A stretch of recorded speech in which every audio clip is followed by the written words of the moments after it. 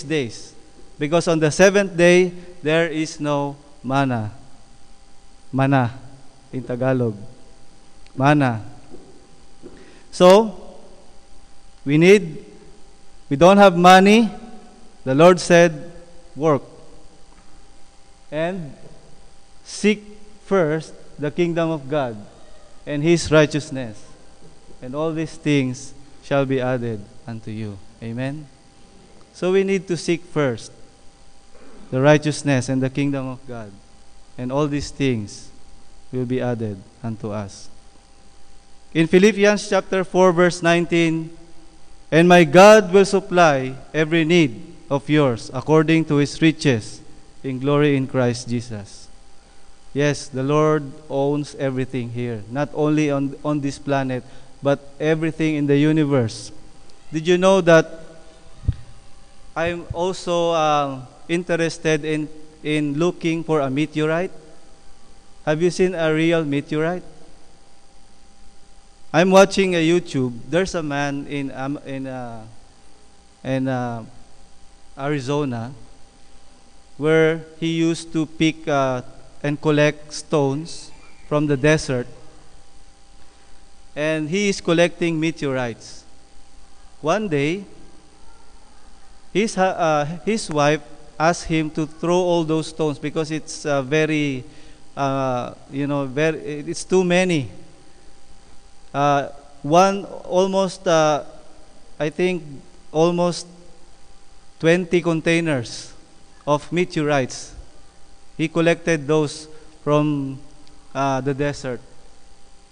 And he was supposed to throw those meteorites, and he noticed two of them are unique, very dark, and there are some glitters of golden metals in it.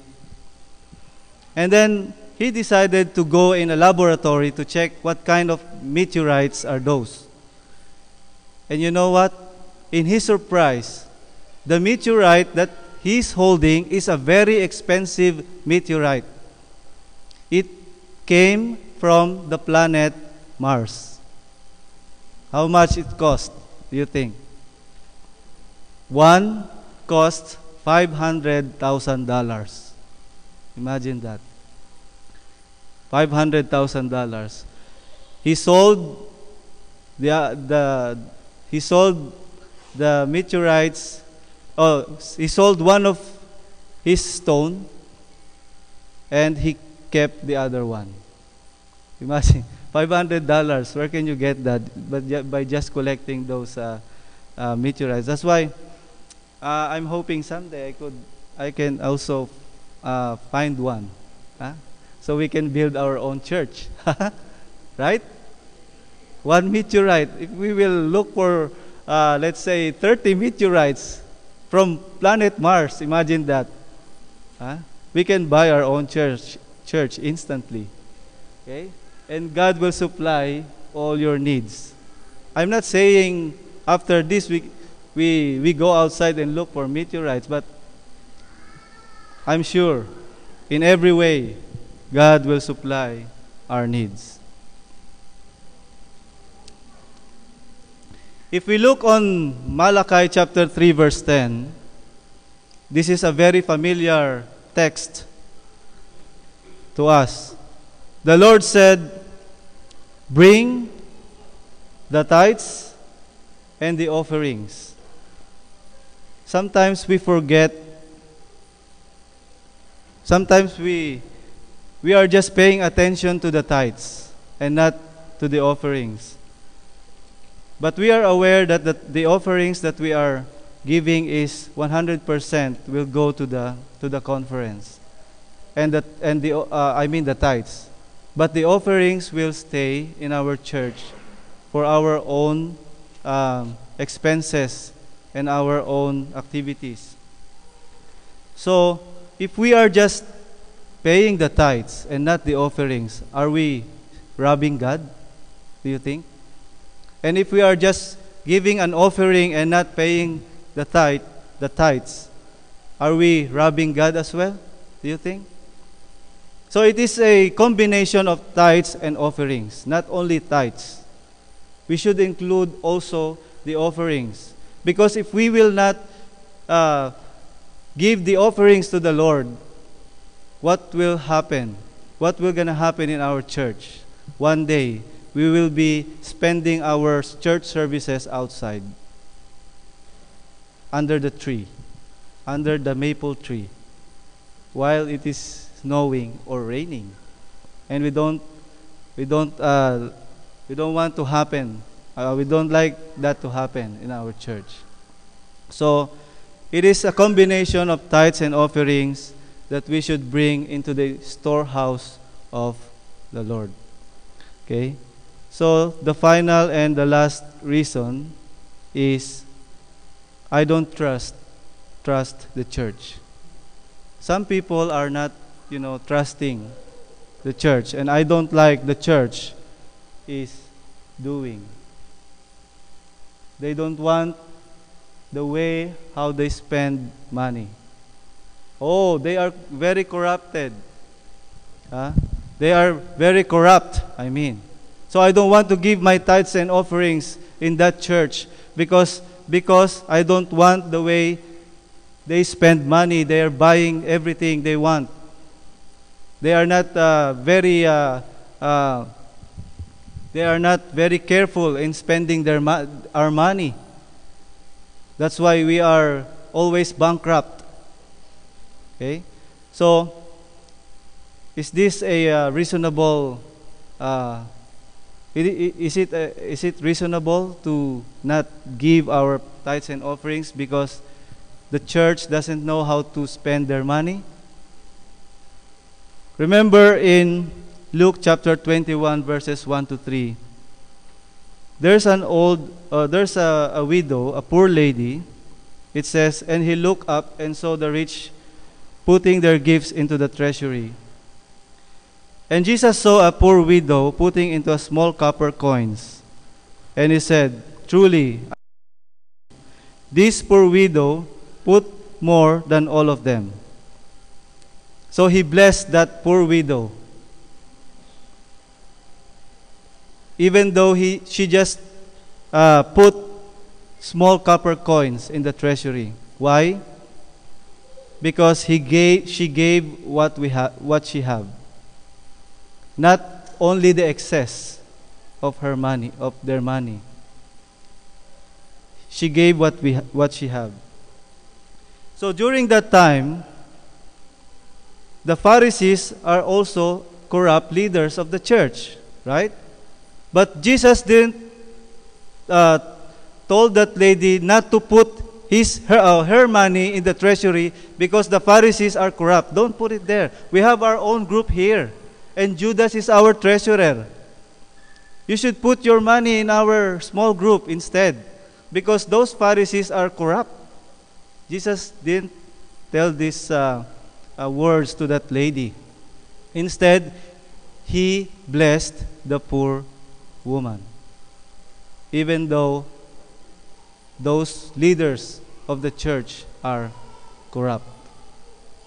So, we are not saying that the leaders and our treasurers in the conference is corrupt. I'm not saying that. But let's say it is happening. But I'm not saying it is happening. Let's say it's happening. It is happening. We are still, the Lord is still asking us to do what we should do. We should still give our tithes and offerings, even though the system is not good, because that is our obligation. The Lord will still bless us if we do that. But to them, those who are corrupt, the Lord will punish them. Let's do our job.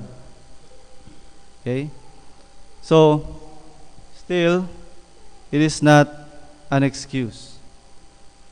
The Lord calls upon His people to prove Him, declaring that He will reward obedience with the richest blessings. The text is asking us, the Lord is asking us to trust Him. If we will read, if you have your Bibles with you, let's go back to the text. Malachi chapter 3. Do you have Malachi in your Bible? Let's read. Malachi chapter 3, verse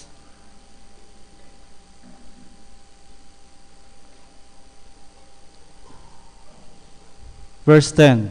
Bring all the tithes into the storehouse, that there may be food in my house. And try me now in this. In other version, test me, says the Lord of hosts, if I will not open for you the windows of heaven and pour out for you such blessing that there will be no room enough to receive it. So what kind of blessings are these that the Lord is saying? I will pour out those blessings, my blessings, that there will be no room enough to receive it. Imagine that, there will be no room. Some people are thinking that it is a material blessing only. But if you will study this deeper, the meaning of the blessing, the word blessing here, is not only referring to the material blessing. It is also a spiritual prosperity or holiness of character. The word blessing here is not only material, but number one is spiritual prosperity or holiness of character. The Lord is teaching us not to love money. Number two, it is also a blessings of health.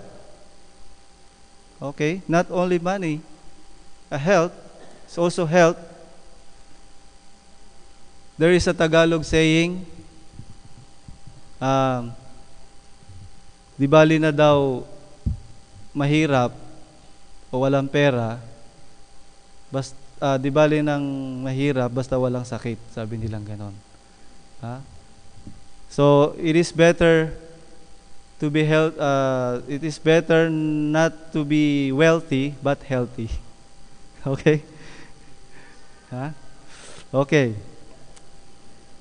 Number three, it is also interpreted as superior intellect, or mental strength, sound judgment, wisdom, and understanding. Okay? So I believe that the Lord gave us this kind of blessing: intellect, mental strength, judgment, wisdom, and understanding. That's why we are very efficient in our workplaces, right? This is a blessing, not it's a very in-demand blessing. Okay, wisdom and skills as well. Next is superior craftsmanship. We can manufacture some mechanical devices and technical know-how. Okay, some people, even though they don't go to carpentry schools, but they know how to build houses, right? Some people can fix cars by experience, by watching. Have you tried fixing your computer by just watching in YouTube? Even though you are not a computer technician graduate, but you know how to fix something. I remember when I was in Willoughby Medical Clinic, there's a letter there that says, please, a door, please fix the toilet flush. And Brother Ador was not there. I'm the only one. I don't know how to fix that, actually. I haven't tried it. I haven't tried it yet. But there's a material there, and I just watch how the YouTube, how they do that. And then as quick as 5 minutes, I fix the flash. See? Technical know-how. That's from the Lord. So there are times that in an emergency situation, the Lord will give you a way to do and to solve that particular problem. So this is also a blessing, my brethren. So there are 7 reasons why we should give our tithes and offerings. Number 1 is it is an offering to God. In Proverbs chapter 3 verse 9, we go here in the church not just by presence, but also by giving or offering ourselves and also the fruits of our labors, right? So it is also a way of honoring God. Number 2, it is also a way of teaching us that God must be our first priority. Okay? In the 2 commandments, the greatest commandment, number 1 is love the Lord your God with all your heart, with all your soul, and with all your strength, with all your mind. So this is a way of teaching us that He is our priority. Number 3, it helps us to remember that He is the owner of everything. Right? We are just as stewards of the things that we possessed. It is from the Lord. Number 4, also to support our ministers. Right? The ministers of the Gospels. So, probably the reason why we don't have a regular pastor here because our tithes and offerings are not enough to support the ministers of the Gospels, right? That's why in the Philippines, I've heard that one theologian graduate is now working in the bus selling peanuts and juice drinks because there's a long lineup of applicants in the conference. There's not enough money to pay them. This is a problem. So, this is a way to support the ministers. Number 5, to support our evangelism. 6, to supply God's house. 7, because He commands it. So, these are the reasons why we should give our tithes. Martin Luther said, a religion that gives nothing, costs nothing, and suffers nothing is worth nothing. All nothing. If that is our religion, Martin Luther said, I'm not the one who said this, we are worth nothing, according to him. Thieves cannot enter into the kingdom of God. 1 Corinthians chapter 6, verse 10. Nor thieves, nor covetous, nor drunkards, nor rivalers, nor extortioners shall inherit the kingdom of God. We are not robbing the banks or any other stores in British Columbia, in Canada. But the worst thing, some people is robbing the Lord itself, the Lord. So, sometimes people are robbing God every week or every month. Jesus said, take heed and beware of covetousness, for one's life does not consist in abundance of the things he possesses. Before I end my message today, I would like to share a short story from my experience. I used to raise quail. You know quail? Pugo. When I was 23 or 24 years old. Because I saw this kind of business is very effective. Imagine I'm selling an egg, a quail egg, for 50 cents in the Philippines. And they are making some yellow. Have you seen an orange egg, quail egg, with flour and colors? That's what they called kwek kwek. I don't know where they got that name, but it's in some other provinces. I don't know what's the name, but it's kwek kwek. I'm delivering sometimes hundreds of eggs in a small store, and I'm selling those eggs. At first, I just bought 100 quails from Bulacan. 100 quails.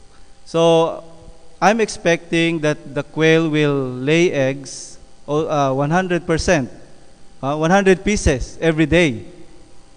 But it's only sometimes 80 or 90 pieces. But it's okay. It is okay. I'm sure that the Lord will also bless my quails, my small business. And then I earned money from that, and I'm thinking that I'm not sure how much I spend with these quails and their patuka, the feeds.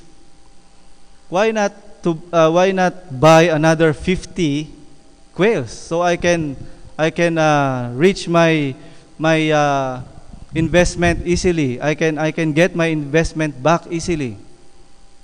Then I asked my friend to buy another 50 from my savings, and my quails are now 150 pieces.